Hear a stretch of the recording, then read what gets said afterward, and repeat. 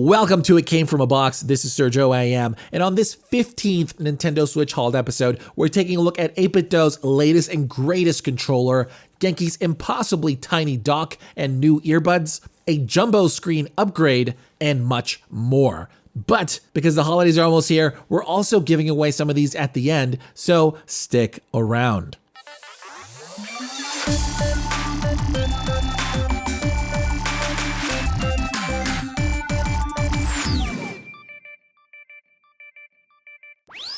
Last year, we checked out the Fixture S1, an adjustable grip that lets you play the Switch with a Pro controller in handheld mode.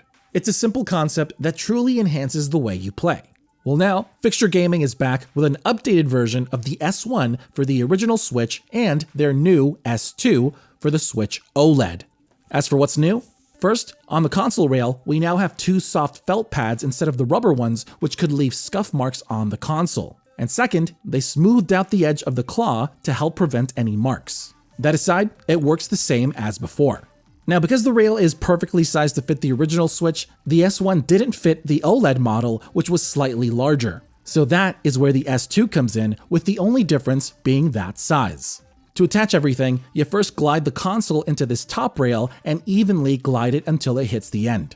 Next, you insert the Pro controller from the front into this huge claw and snap the rest in. It's still an aggressive but very secure fit, and the rounded edges help avoid any scuffs. On here, thanks to this rail mount design, we still have access to all our buttons, vents, and ports. Then we have those awesome friction hinges that you can adjust on the fly, and they stay in place at any angle. They're so simple yet so magical, and yes, very secure. With the screen balanced, the Pro controller does add a bit of weight, but its ergonomics feel way better than those on the Joy-Cons, even with grips attached. Finally, there's a few other benefits to this setup. First, underneath, we have this flat rubber bottom so you can remove the controller and use it in tabletop mode. Then, because it doesn't block any of the I/O, it makes it so you can charge and play. Next, because the Joy-Cons aren't attached and charging, you do save a bit of battery life, and we still have access to motion controls. So as someone who mainly plays the Switch in handheld mode, this is by far our favorite way to enhance that experience, and it makes it very difficult to go back to those flat Joy-Cons.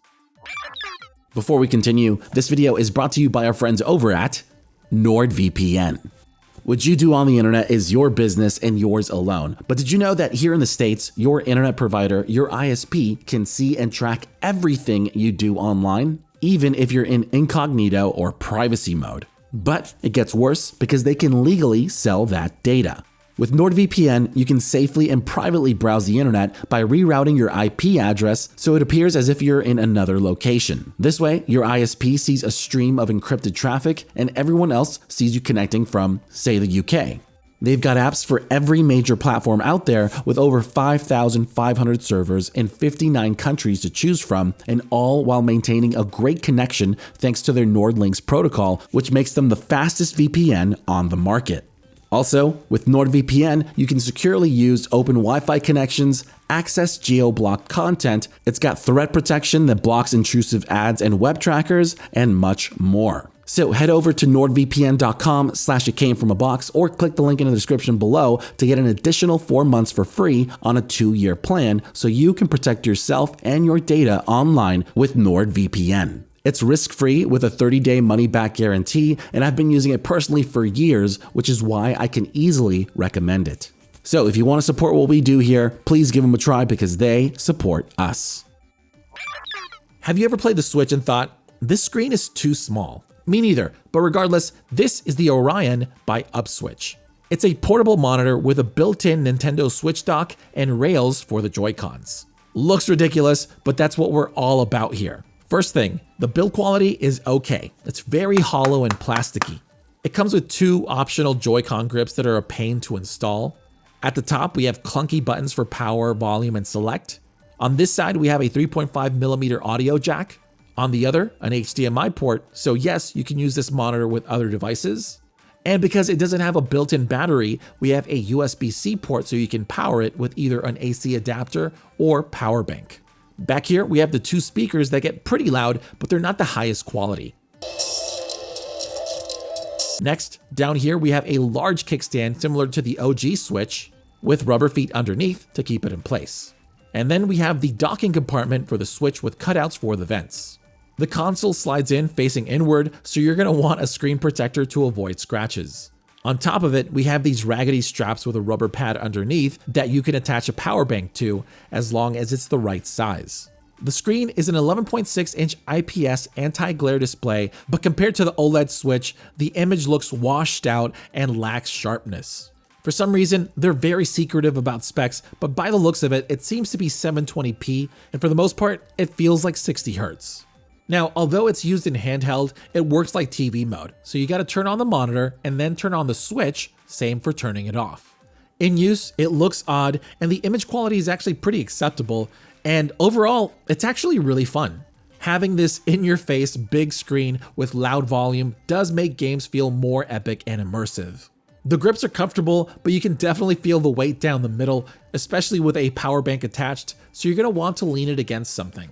Or you can pop out the kickstand, disconnect the Joy-Cons, and play in tabletop mode with your friends. So it's an odd yet fun idea, but considering it costs as much as an original Switch, it's difficult to recommend. I wish it was full HD, thinner with a built-in battery, because then not only would it work better with the Switch, but it'd make for a solid portable monitor to use with your other devices. This is 8BitDo's new and highly anticipated Ultimate Bluetooth controller. In the box, you get your paperwork, a USB-A to USB-C charging cable for the included charging dock, with 8BitDo's USB 2.4 GHz adapter inside, and the controller itself. It's pretty much on par with the SN30 Pro 2, but in this new form factor, and it can now wake the Switch with a shake. Quirky way of doing it, but I love the idea of shake it to wake it. It's available in white and black. The design is very safe and generic. Love it or hate it, they've abandoned the retro-inspired look for this modern, rounded design, but the build quality is still top-notch. In hand, it feels great. First thing I noticed are the very textured grips on the back. While we're here, we've got two remappable paddle buttons that work well, and a switch to change between Bluetooth or 2.4 GHz. Up top, we have small but thick shoulder buttons. Same for the triggers, which have a long travel distance, and they are analog but only work as digital for the Switch. On the front, we have glossy face buttons with a good firmness to them. In the center, we have buttons for start, select, home, capture, and one for your profiles.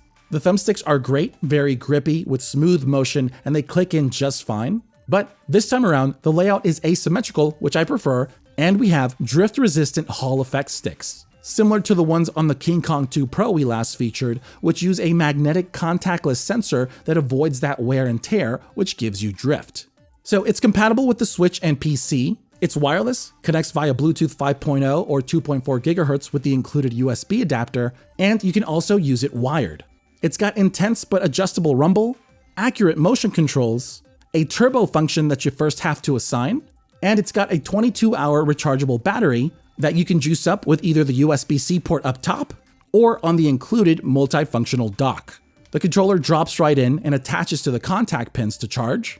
When removed, it turns on, and it also houses that 2.4 GHz adapter that you can use in or out of the dock. Finally, as with all their new controllers, you can customize just about everything with their Ultimate software. You can remap the inputs and assign turbo, change the dead zone on the thumbsticks with swap options, same for the triggers, adjust the strength of the two vibration motors, create detailed macros that you can then assign to a button, and you can then save all that to 3 profiles that you can switch between via that button on the front. Finally, there are 2 issues. One, there's no NFC for Amiibo, which isn't a big deal, you can just use the Joy-Cons for that. And 2, unlike most of their other controllers, this one's only compatible with the Switch and Windows. But there is a similar option without Bluetooth that supports Windows and Android. A bit confusing, so make sure you get the right one. So it may not be the best looking controller, nor does it have the most exciting name, but it's priced the same as the official Pro controller with much more features. That alone makes it a no-brainer. It's easily one of the best controllers you can get for the Switch. A while ago, we checked out Genki's Covert dock, which is one of the best portable docks out there, and now they're back with a somehow even smaller version. This is their latest Covert Dock Mini. In the box, you get paperwork, a very nice braided USB-C cable with one angled end for the Switch, and an itty-bitty dock. It comes in white and black to match the Switch OLED. The build quality is top notch, and it's somehow 20 times smaller than the original, which is insane, and the foldable prongs only add to that portability. Really, I have no idea how they did this. I don't know the science, I don't know the alchemy, but it's mind-blowing. On it, we have an indicator LED up top, then HDMI out, and a USB-C port below for both data and power because it also works as a 20-watt charger. You use it the same way as the official dock. You just hook up your cables and devices, plug it in, and you're good to go. The Covert Dock Mini can output up to 4K at 30 Hz, even though the Switch is capped at 1080p, but that's because you can use it with other devices such as your phone, tablet, laptop, and even the Steam Deck. So if you're looking for a dock alternative that you can toss in your Nintendo Switch travel kit, it doesn't get any better than with Genki's Covert Dock Mini. The analog sticks on the Joy-Cons aren't the most durable, so for years now we've been using these generic ones that come bundled in with cases to keep them protected. Nothing fancy, but there's hundreds out there to choose from to suit your personality. So folks, we've got cheese thumb grips. These are from Codogoy? It comes with 2 sets of what looks like American and Swiss cheese, sadly with no scent. Attaching them is sort of a pain, you gotta be forceful, and then you need to make sure they're centered correctly. In use, they've got this smooth, almost powdery feel to them. I wish they were a bit grippier, but that rounded dip in those holes do help keep your thumbs in place. Overall, they look incredible and work well, but they're not built for performance. They're more of a way to show off your coolness. These are the kind I can easily take to an office for a big fancy meeting and, let people know how cool I am. So if you're cool as well, then pick up some cheese thumb grips. We're big fans of HORI SplitPad Pro, which, for those who don't know, is made up of 2 gamepads that give handheld mode a full-size controller upgrade. Now, when HORI announced the new SplitPad Pro Compact, I was hoping they would include the previous missing features, but sadly, that's not the case. It costs the same as the original and also functions just about the same, but this time around, it's got a thinner form factor that feels good in hand, although I wish it was a bit wider in the palm. And it's available in fancy-dancy colors with new designs coming soon. Quick look around, we've got smaller and grippier thumbsticks, the same decent rounded D-pad, smaller face buttons, the shoulders and triggers are shrunk down, the back buttons are now low profile and clicky, and instead of soft rubber, all the other buttons are now a rigid plastic. It also has the same features as before, that being the textured grips, remappable back buttons and turbo function per pad, the stand on the back to protect the triggers when laying flat, and it's also dock compatible. But same as before, they're not powered, so they only work when attached in handheld mode. There's no rumble, and more importantly, no motion controls, so bye-bye Splatoon 3. Overall, they look great. They're smaller than the original, yet bigger and more ergonomic than the Joy-Cons, but their exclusivity to handheld mode and the lack of motion controls in this latest version just feels like a missed opportunity. If they could fix that, I think we'd have the true Joy-Con alternatives we've all been waiting for. Mumba, makers of some of the OG protective Switch cases, is back with a new Swiss Army knife-looking keychain game card case. It's available in 3 colors, but we went with this transparent one so you can see the games inside.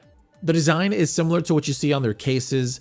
It's slick and industrial, and it's very well made. It comes with a carabiner on the side so you can easily attach it to your bag. And then we have these 4 pop-out blades that hold the game cards. They all have a lip up top so it's easy to eject. They work very smoothly, and when they're all inside, they sort of lock in place. Each blade holds 3 games, and together we have a total of 12 slots. The game cards pop right in and stay very securely in place due to these clips off the side, and they easily pop out thanks to this cutout on the back. So if you want a compact way to securely store your games that you can then attach to a bag to take wherever you go, check out Mumba's game card case. Genki is back with another successful Kickstarter product that raised over $822,000 from 4,000 plus backers. These are Waveform.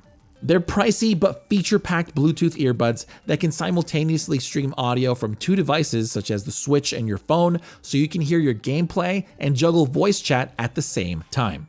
They come in this plasticky smart case that looks like something Tony Stark would design, and like others, yes, it charges the earbuds, but it's also a Bluetooth receiver along with a few other features. Inside, we have earbuds that look like jet engines, The attached tips are medium sized, but they also include more in the box for a total of 9 sets in different shapes and materials to choose from. In use with the medium ear tips, the fit is solid with a good seal. They're using the latest Bluetooth 5.3 chipset with aptX adaptive, which gives you high quality audio with the least amount of delay. Perfect for fast-paced games that require precise inputs. Out of the box, they sound great. The audio quality feels almost on par with our Google Buds Pro.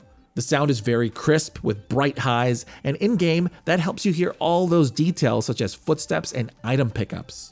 The feature list is jam-packed. Both the case and earbuds have a total of 36 hours of battery life. They've got decent noise cancellation with a transparency option, and their mics work fine, but they're not the best. Glue the sheet to the dark blue background. Glue the sheet to the dark blue background. There's much more to them, but I want to focus on dual stream. To stream 2 devices at the same time, you first have to connect the case with the included cables to one device.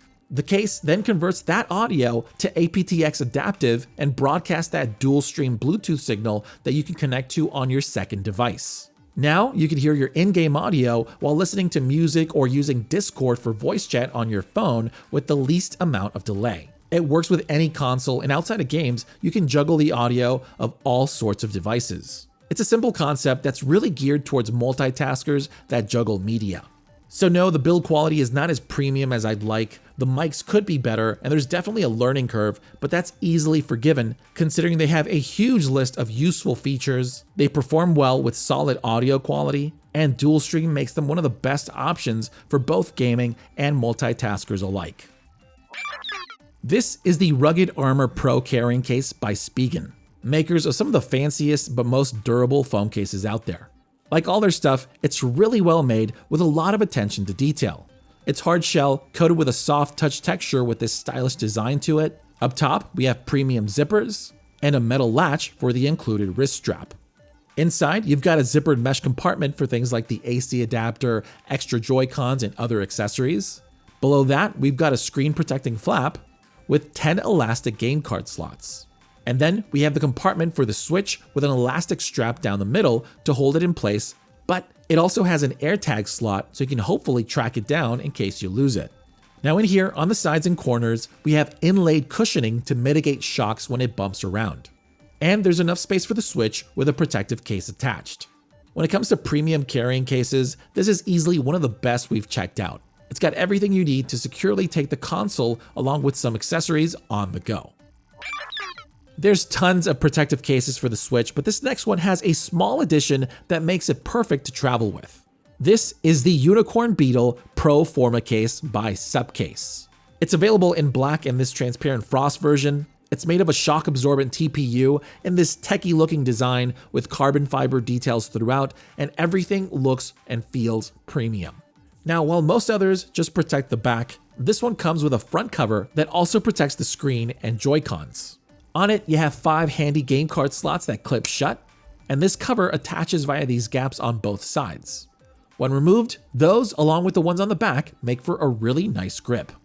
The Switch pops right in with a perfect fit, and we still have access to the buttons, speakers, vents, and ports, including the slots below because yes, this case is dock compatible. As for protection, with the front cover attached, most of the console is safe except for the shoulder and trigger buttons, but that's so you can easily remove the Joy-Cons when docked. With so many cases on the market, the Unicorn Beetle Pro Forma case is unique not just in name, but because it also protects the screen so you can safely take the Switch along with a few games on the go. And that is why we consider it one of the best out there. This next one we recently featured and had this to say about. If you're looking to take a full-featured controller along with the Switch on the go, but don't have a lot of room, check out the tiny but mighty Lite 2 by 8-Bit Dough. For those new to it, it pretty much takes all the core parts of a controller and crams them in this thin rectangular pad. First, the basics. It's available in turquoise and this pink. The build quality is top-notch all around. Clearly, it's not the most ergonomic design, but it's also not that uncomfortable. It's wireless with an 18-hour battery that charges via USB-C, and like most other controllers, it's compatible with PC and Android via this switch on the front. So to keep to this size, just about everything on here is obviously smaller than the average controller. Up top, we have very thin clicky shoulder buttons. Then we have slightly larger digital triggers to rest your fingers on. Over on the front, the face buttons are tiny and close together. Wish they spaced them out a bit more, but they work just fine. Then we have flat, minus, plus, capture, and home buttons, which helps avoid accidental inputs. The D-pad is tiny with a nice curve. It's a bit loose and mushy. No misinputs on our end though, but it is a bit more difficult to use at this size. Finally, this time around, we now have two Joy-Con sized analog sticks that work well, but the movement does feel a bit more restricted than we're used to. Now in here, we actually have a tiny rumble motor that you can feel at the center of the gamepad. It's not that strong, but it's trying its best and it's very cute. Finally, they even managed to cram motion controls in here, which works really well, and that makes it compatible with a ton of additional games. So although I do wish some of the buttons use the space a little better, overall it's a quirky, ultra-portable gamepad that makes some compromises, but doesn't sacrifice the core features you need for most games. That's why it's the best in its class, portable class. We sort of broke the rules here a little bit. That's another 11 down, but now I'd love to hear what you think of them down in the comments. Now, being at the tail end of the year, we want to give back, so we're giving away 3 items on this list. All you gotta do is comment below and tell us which is your favorite and why, along with the hashtag BabyComeBack. Then on November 25th, we'll announce the winners on Twitter and Instagram, so make sure to follow us there too. Also, if you're looking to pick up anything featured in this video and want to support us at the same time, please check out the affiliate links down in the description below. Once again, this is Sergio AM. Thanks for liking and subscribing, and I'll see you for the next box. Thank you so much for watching. If you like this video and want to help us out, you can do so by clicking that thumbs up button. And while you're at it, why not subscribe for more content? It's free. We also love to hear you out, so please leave a comment down below or talk with us on Twitter, Instagram, and Facebook. I'm Sergio IM, and I'll see you for the next box.